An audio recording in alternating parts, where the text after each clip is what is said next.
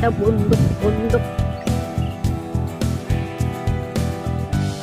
Ayan.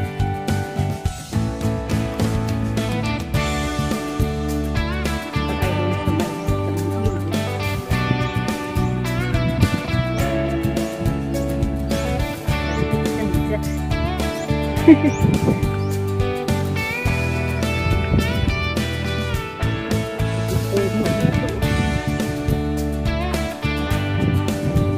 takot ito kapag may aso. Ano? Damo nga.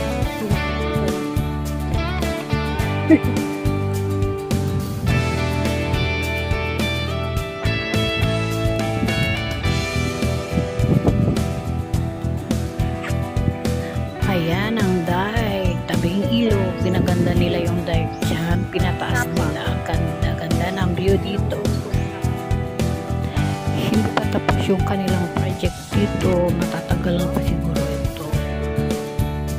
Ayan, wala pang gaanong tubig dahil nakaraan hindi pa masyadong maulan.